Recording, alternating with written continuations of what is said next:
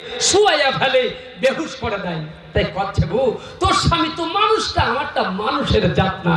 কথা ঠিকটা বলেন। ওরা এক জায়গায় বসে অনেক গল্প করে। তাই এখানকার মা বোন খুব ভালো। মা শুনতে থাকেন। হযরতে মূসা আলাইহিস সালাম কোথায় গেছে? কসাইদার গোশত বিক্রি করছে। আমার ভাইরা কবের মনোযোগ। হযরতে মূসা আলাইহিস সালাম দাঁড়িয়ে আছেন, দেখতেছেন গোশত বিক্রি হয়। কিছু কিছু নরম জায়গার গোশত গোনা আলাদা পাতিলা পাত্রের মধ্যে রাখতেছে। অল্প কিছু নরম যেগুলো অল্প জালে অল্প রান্নাতে এমন করে নরম হয়ে যায়। মূসা আলাইহিস সালাম দেখতেছে আমার ভাইরা গোশত বিক্রি করা শেষ হয়ে গিয়েছে। যাওয়ানোর ফলে উনি যখন গাট্টি গুট্টি নিয়ে যখন বাড়ির দিকে রওনা হয়ে গিয়েছে, ওই সময় করছে, ও কসাইদার ভাই একটু দাঁড়াও, আমি জামানার পয়গম্বর মূসা নবী, তোমার বাড়িতে আমি মেহমান হইতে চাই। কি হইতে চাই?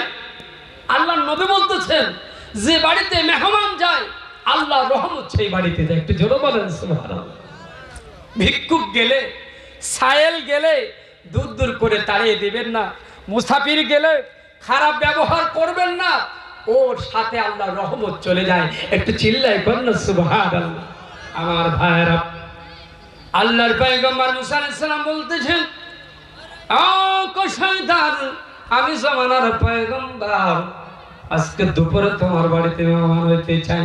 ভাই আমি তো বিদেশ থেকে দূর থেকে অক্লান্ত পরিশ্রম করে আসলাম, এসে একজনকে যদি কই রাত্রে তো খাওয়ান দাওয়ান হয়েছে, কালকে দুপুরে কিন্তু ভাই আপনার বাড়িতে একটু খাইয়া দাইয়া যাও, সে মনে মনে করে হুজুরের শুধু দেখলে চায় আর খায়। ঠিক কিনা? হুজুরদের দোষ কি মুছে না। হুজুর যদি একটু জোরে জোরে হাঁটে, মুসল্লিরা কয় ক্ষুধা লাগছে তাই জোরে জোরে হাঁটে। আস্তে করে হাঁটলে কয় খাওয়ানো একটু বেশি হয়েছে, আস্তে আস্তে করে হাঁটে। ঠিক তো বলেন? আমার ভাইরা, হযরত মূসা আলাইহিস সালামকে পায়া খুশি হলেন।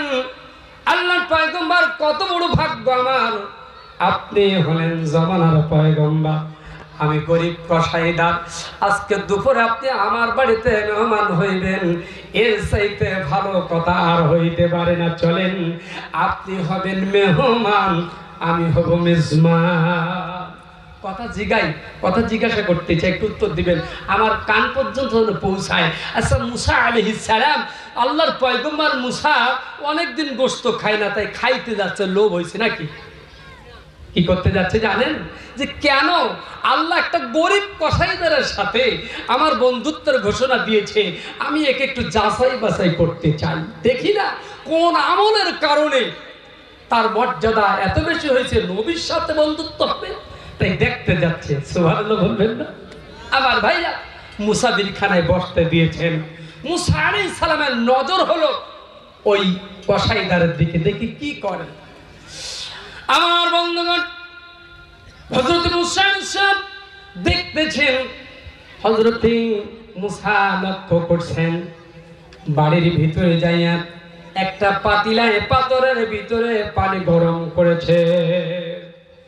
পানি গরম করেছে আমার ভাইরা, পানিগুলো অল্প অল্প গরম করে একটা কামরার ভিতরে যাইয়া বৃদ্ধা, অত্যন্ত বয়স্কা মহিলা, তার বৃদ্ধা আমাকে কোলে উঠাইয়া নিয়া ওই গরম পানি দিয়ে আমাকে গোসল করাতেছে। দেখতেছেন মূসা আলাইহিস সালাম গোসল করাচ্ছেন কসাইদার। গোসল করানো শেষ, কাপড় পরাইয়া শোয়াইয়া দিলেন। নরম গোশতগুলা রান্না করছে, রান্না করে নরম নরম আরো নরম করছে, রুটি বানাইছে নরম করিয়া। মূসা আলাইহিস সালাম দেখতেছেন ওই বৃদ্ধা আমাকে আবার কোলে উঠাইয়া নিয়া এমন করে রুটুর উপরে বসাইছে।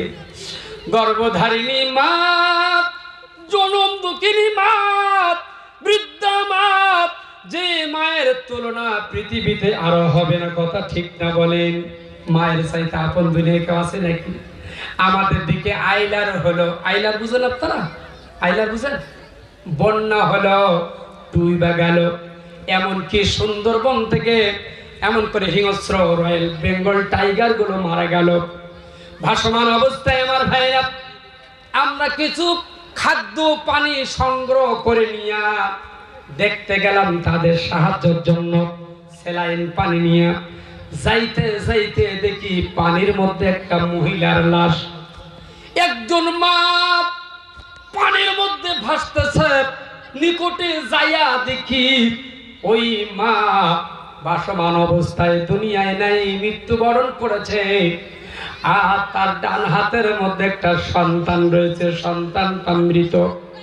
একবার ডুবতেছে আর একবার ভাসতেছে। নিকটে যাইয়া দেখি ওই মা তার বাম হাতের মধ্যে আর একটা সন্তান, চোখে পানি রাখা যায় না। আল্লাহু আকবার কইলাম, চোখ থেকে দরদর করে পানিগুলো গড়িয়ে যায়। বলে আল্লাহ, এমন করে বাস্তব সত্য, তোমার কোরআন সত্য, বাস্তব ঘটনা সত্য। মায়ের মতো দরদি, মায়ের মতো আপন পৃথিবীতে কাউকে খুঁজে পাওয়া যায় না। আমি মনে মনে ধারণা করলাম, আল্লাহ, এই মা যদি ডান হাতের সন্তানটা ছেড়ে দিয়া, এই মা যদি বাম হাতের সন্তানটা ছেড়ে দিয়া, দুটো সন্তান ছেড়ে দিয়ে ওই মা সন্তানের মায়া ত্যাগ করে যদি নিজে সাঁতার দিয়ে বাঁচতে চাইতো, হয়তো বা এই বন্যার মধ্যে, সিডারের মধ্যে, আইলার মধ্যে বাঁচতে পারতো। কিন্তু সন্তানের মায়ার কারণে, সন্তানকে দুই হাতে ধরে রাখার কারণে মার জীবন গেল, সন্তানও দুনিয়াতে বিদায় হয়ে গেল। মায়ের মতো দরদে পৃথিবীতে আর কারো খুঁজে পাওয়া যাবে? যাবে? একটু কথা বলেন, যাবে? সুদীর্ঘ 10 মাস, সুদীর্ঘ 10 মাস 10 দিন ধরিয়া কত ব্যথা সইছে মাতার উদারে করিয়া। বিদেশে বিপাকে যাহার সন্তান মারা যায়, কাক কোকিল জানার আগে আগে জানে তার মায়ে। বনে থাকে বন বাদুড়ি, বনে থাকে বন বাদুড়ি, সা থাকে তার কোলের। হাজার দুঃখ পেলেও বাদুর ফেলে না কোনোদিন তার বাসারে। কথা ঠিক তবে ঠিক। একটা ভিক্ষুককে দেখবেন 2-3টা বাচ্চা নিয়ে ভিক্ষা করছে, আপনি পরীক্ষা করবেন, একটা বাচ্চার হাত টেনে ধরবেন, ভিক্ষুক রে মারে 2টা বাচ্চা নিয়ে যা, এই বাচ্চাটাকে আমাকে দিয়ে যা, এর ভরণ পোষণ লালন পালনের দায়িত্ব আমি নিলাম। বলেন ওই ভিক্ষুক কি সন্তান আপনাকে দিবে? কোলে মরে যাক, কিন্তু সন্তানকে কোনো মা দিতে চায় না। কথা ঠিকটা ঠিক আমার ভাইয়েরা। ওই মায়ের খেদমত চলছে, মায়ের খেদমত চলতেছে আমার ভাইয়েরা। মুসা আলাইহিস সালাম দেখতেছেন। আমার বন্ধুগণ, আমার মা বোনেরা, আমার বন্ধুগণ, এমন করে রুটিগুলার মধ্যে গোশত লাগাইয়া, গোশতের মধ্যে রুটি লাগাইয়া এমন করে মাকে খাওয়াচ্ছেন। মা খাচ্ছেন, খাওয়া শেষ। এক পর্যায়ে খাওয়া শেষ হয়ে গেল। মুসা আলাইহিস সালাম লক্ষ্য করছেন, মা 2টা হাত আসমানের দিকে তুলে দিয়েছেন। মা অঝর নয়নে চোখের পানি ছেড়ে দিয়ে কান্দে।